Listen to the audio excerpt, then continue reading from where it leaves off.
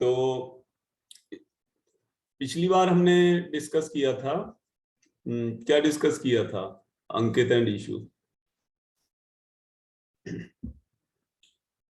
Communication types discuss कर रहे थे हम।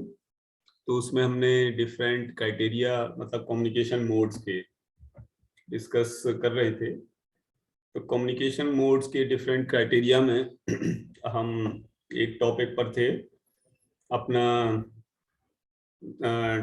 Serial and parallel communication. Okay, तो ऑलरेडी पैरेलल कम्युनिकेशन के बारे में तो मैंने बताया था, और उसमें कोई सब कैटेगरीज भी नहीं थी। पैरेलल कम्युनिकेशन में क्या है कि जो हमारी बिट्स हैं, जनरली एक एग्जांपल मैंने भी बताया था, जैसे inside the computer, okay, inside the computer hard disk to CPU to memory data flows in parallel. Many connecting lines are there. जैसे तुम हार्ड डिस्क से देखोगे तो बस, डेटा बस होती है, डेटा फ्लोज थ्रू दैट। ऐसे ही सर्किट बोर्ड में देखोगे बहुत सारी लाइंस होती हैं, तो वो सब डेटा हमारा पैरेलल में फ्लो होता है। तो उसके बाद इसमें सीरियल कम्युनिकेशन की बात कर रहे थे हम।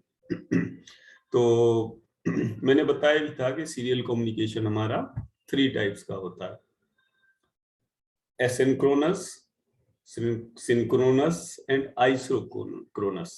ठीक है, 3 टाइप का होता है। तो सीरियल कम्युनिकेशन में जो मेन हमारा कंसेप्ट है वो ये है कि all the bits are communicated one by one. That means in serial. Okay, serial in the sense ke it requires only 1 or 2 lines. One line for the data flow, और दूसरी या तीसरी और लाइन हो सकती है जो एक्नॉलेजमेंट वगैरह के लिए भी हो सकती है। तो हम इसकी कैटेगरी को अगर डिफाइन करें सीरियल कम्युनिकेशन की, तो मेन जो हमारे रिसोर्स हैं, मतलब मेन जो एलिमेंट्स हैं डेटा कम्युनिकेशन में, वो है सोर्स, डेस्टिनेशन एंड चैनल। अब सोर्स एंड पर हमारा ट्रांसमीटर होता है और रिसीविंग एंड पर रिसीवर होता है, मतलब डेस्टिनेशन एंड पर रिसीवर होता है। और channel is the transmission media, the communication media, और द पाथ जिसके थ्रू डेटा ट्रैवल करता है, फ्लो करता है। ओके, तो अगर हम सोर्स, डेस्टिनेशन और चैनल की बात करें उनकी डेफिनेशन पे, तो इस सेंस में मतलब इन 3 एलिमेंट्स के बेसिस पर हम जो सीरियल कम्युनिकेशन है उसको 3 टाइप में डिवाइड कर सकते हैं। ठीक है, तीनों लिखे हुए नीचे। तो पहले हम बात करते हैं एसिंक्रोनस की। तो एसिंक्रोनस में क्या है कि सोर्स और डेस्टिनेशन, मतलब उनका सिंक्रोनाइजेशन जरूरी नहीं है, they can work independent of each other.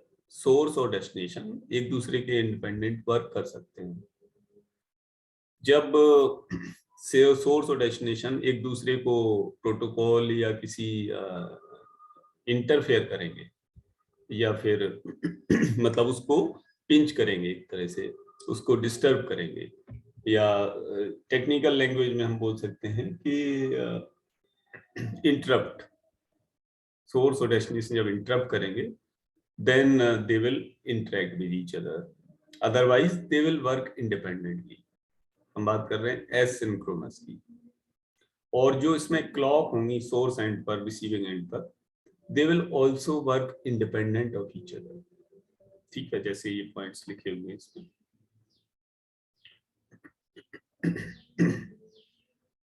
कि जो एसिंक्रोनस कम्युनिकेशन है, इसमें हमारे जो प्रोसेसेस हैं, जब तक हमारा एक प्रोसेस दूसरे को इंटरप्ट नहीं करेगा, ठीक है। जैसे क्लाइंट सर्वर मॉडल होता है, नेटवर्किंग में क्या होता है कि एक सर्वर होता है और उस सर्वर से बहुत सारे क्लाइंट्स जुड़े होते हैं।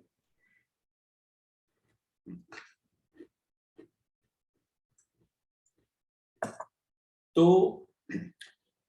सर्वर क्या करता है कि सभी क्लाइंट से या बहुत सारे क्लाइंट से रिक्वेस्ट को रिसीव करता है, एसिंक्रोनस रिक्वेस्ट को कि क्लाइंट ने रिक्वेस्ट भेजी, अब सर्वर उनको जरूरी थोड़ी तुरंत हैंडल कर ले या ऑनलाइन हैंडल करे।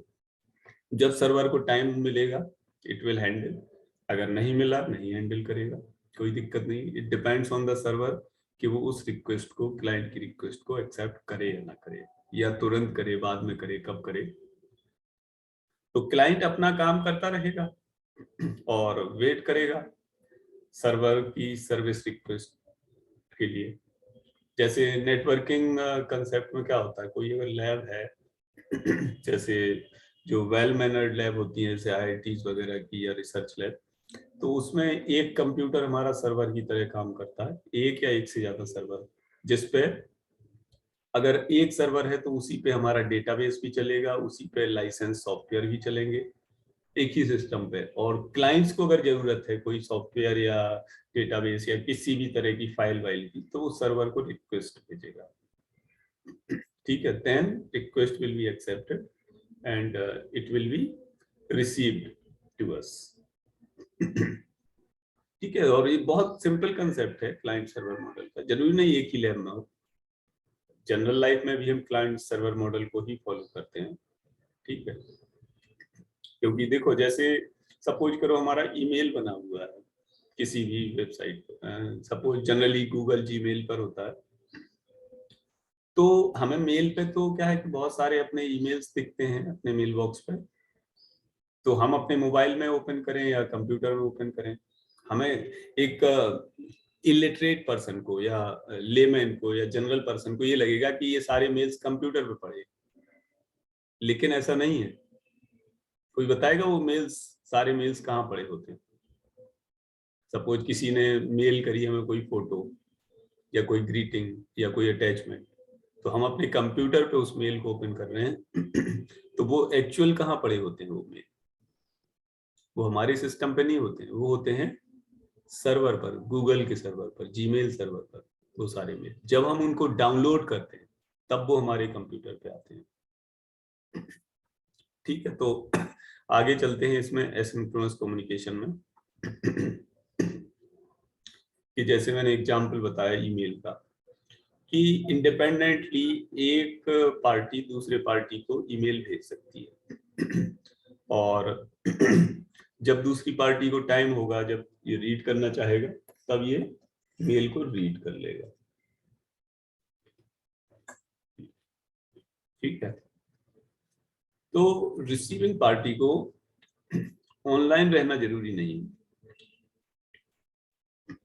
लेकिन एक मिनिमम टाइमिंग रिलेशनशिप रहेगा सोर्स और डेस्टिनेशन के बीच। अगर एक सर्टेन टाइम तक रीड नहीं किया मतलब या नहीं पहुंचा मेल, तो परहैप्स इट विल बी रीट्रांसमिटेड, ये दोबारा से इसको ट्रांसमिट किया जाएगा। तो ये जो है हमारा एसिंक्रोनस कम्युनिकेशन एक तरह से बाइट ओरिएंटेड सिस्टम है। तो इसमें हर एक बाइट इंडिविजुअली सेंड और रिसीव होगी, और इसमें क्या है कि एक stop bit and start bit का भी कंसेप्ट होता है। जितनी भी बाइट हैं, जैसे मैंने बताया यहाँ की इंडिविजुअल बाइट बाई बाइट यहाँ पे मैसेज ट्रेवल करता है, तो जितनी भी बाइट होंगी जो भी हैं, उन सभी बाइट के पहले एक 0 स्टार्ट बिट और एंड में एंडिंग बिट 1 यूज होती है, ठीक है। तो अभी हम इस पे आएंगे कि स्टार्ट बिट और एंड बिट का, बट पहले कि जो एसिंक्रोनस कम्युनिकेशन है, this was actually the medium of communication पुराने टाइम में। पहले मतलब पुराने का मतलब बहुत ज्यादा पुराना नहीं, बट 10-15 साल पहले जनरली एसिंक्रोनस कम्युनिकेशन ही था, जिसमें मेल्स वगैरह से ही कम्युनिकेट होता था, क्योंकि उस टाइम क्या है कि प्रोसेसिंग कैपेबिलिटी बहुत लिमिटेड थी, और जो ट्रांसमिशन था या इंफ्रास्ट्रक्चर था वो लो क्वालिटी का था। वो तो हमेशा ही होता है, चाहे तुम मोबाइल्स टेक्नोलॉजी देख लो, तो आज से 20 इयर्स बैक कि हमारे जब ये सोशल मीडिया प्लेटफॉर्म 20 साल पहले जनरली नहीं थे, कोई नहीं था 20 साल पहले, mobile was in existing, simple mobile was there in market. तो ये अर्ली डेज ऑफ कम्युनिकेशन में हमारे इफेक्टिव थे। ओके, तो अब इसमें मैंने बताया था कि स्टार्ट एंड स्टॉप बिट का कंसेप्ट आता है एसिंक्रोनस कम्युनिकेशन में, कि हर एक बाइट के पहले, मतलब हर एक सिग्नल के पहले स्टार्ट बिट 0 अटैच होती है। Start bit means at the beginning of the message उस बाइट के, और स्टॉप बिट 1 एंड पर यूज होती है, और हर एक बाइट के बीच में गैप भी हो सकता है। तो इसमें क्या है कि इस तरह का कम्युनिकेशन, तो इसमें क्या है कि जो स्टार्ट सिग्नल है वो तो सेम लेंथ का होगा, लेकिन स्टॉप सिग्नल जनरली 1.5 गुना या 2 गुना तक भी हो जाता है ओरिजिनल सिग्नल का। तो एसिंक्रोनस का मीन्स हमारा यहाँ पे है कि asynchronous at byte level, bit level पर तो ये सिंक्रोनाइज्ड होगा मैसेज, बिट तो उसी ऑर्डर में जाएंगी जिस ऑर्डर में भेजी जा रही, बट बाइट लेवल पर इट मे बी एसिंक्रोनस।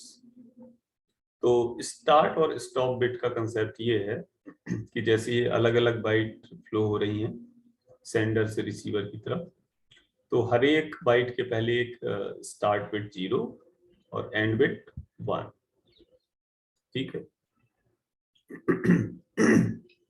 ऐसे इसी बाइट दूसरी बाइट, तो ये जो शो हो रहा है ये स्टार्ट बिट है, ये स्टॉप बिट है, वो इस बाइट के लिए नहीं शो कर रखा है। ये डायरेक्शन ऑफ फ्लो है सेंडर टू रिसीवर, और 2 बाइट के बीच गैप भी हो सकता है हमारा।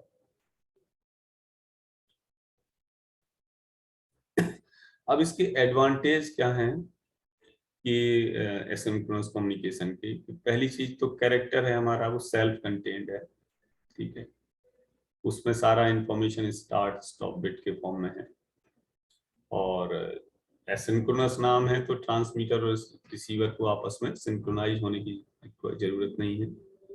मतलब कि जो ट्रांसमीटर की क्लॉक है और रिसीवर की क्लॉक है वो एक दूसरे के इंडिपेंडेंट वर्क करेगी।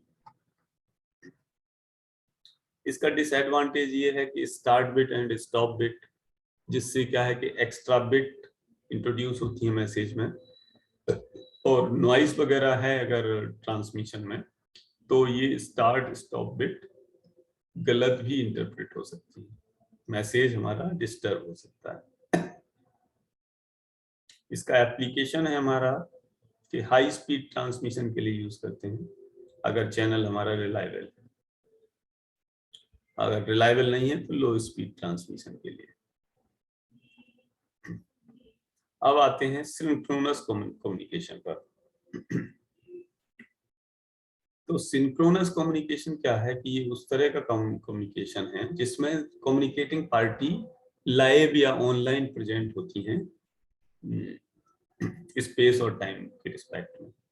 जैसे हम वीडियो कॉल करते हैं, ठीक है, this is the concept of synchronous communication, या ऑनलाइन क्लास ले रहे हैं, ठीक है, तो लाइव या ऑनलाइन होंगी कम्युनिकेटिंग पार्टी।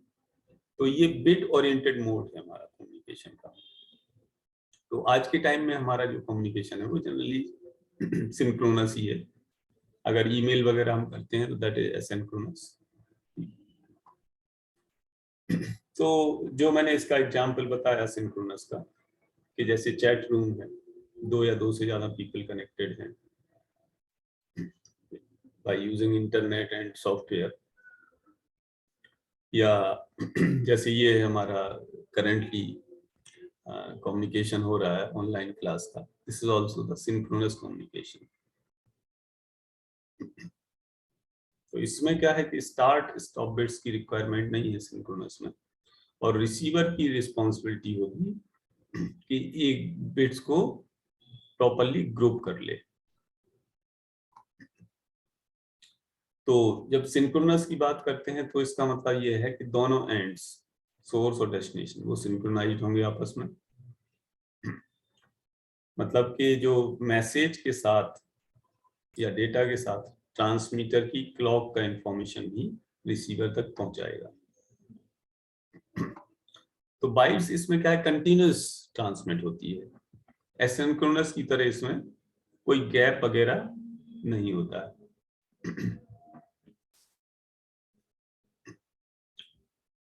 तो जो ट्रांसमिशन है मैसेज का या उनका रिसेप्शन है डेस्टिनेशन एंड पर, तो वो लार्ज ग्रुप होता है बिट्स का, सिंगल मैसेज का, क्योंकि इसमें गैप वगैरह नहीं है। और बाइट्स हमारी कंटिन्यूअस ट्रांसमिट होती है, और गैप अगर है तो आइडल बाइट्स पैडिंग की तरह यूज कर लेते हैं। तो सिंक्रोनस कम्युनिकेशन में क्या है कि ये एफिशिएंट तब है जब हमारा सोर्स, डेस्टिनेशन और चैनल हाई क्वालिटी हो। ठीक है, मतलब सोर्स की प्रोसेसिंग, डेस्टिनेशन की प्रोसेसिंग हाई हो और चैनल की क्वालिटी बेटर हो। क्योंकि जो सिंक्रोनस, एसिंक्रोनस और आइसोक्रोनस का जो कंसेप्ट है या डिवीजन है वो इसी बेसिस पर है कि सोर्स, चैनल और डेस्टिनेशन की क्वालिटी प्रॉपर हो। ऑब्वियसली कि जैसे हम अगर ऑनलाइन क्लास ले रहे हैं तो क्वालिटी के अलावा we need the good quality video camera, good processing power, memory, storage etcetera. ठीक है, तो सिंक्रोनस कम्युनिकेशन इस तरह है, इसमें कोई स्टार्ट एंड स्टॉप बिट का कंसेप्ट नहीं है। ये आप देख सकते हो तुम, सेंडर से रिसीवर, ये फ्रेम बाय फ्रेम एक साथ large group of bits receiver के पास पहुंच रहा है। इसका एडवांटेज ये है सिंक्रोनस का कि पहली चीज तो स्टार्ट स्टॉप बिट की रिक्वायरमेंट नहीं है इसमें, और एफिशिएंसी हाई है क्योंकि डेटा रेट हाई है, तो एफिशिएंसी हाई है। और दूसरा एरर डिटेक्शन फैसिलिटी भी है क्योंकि sender receiver they are of high processing capability with the sophisticated technology.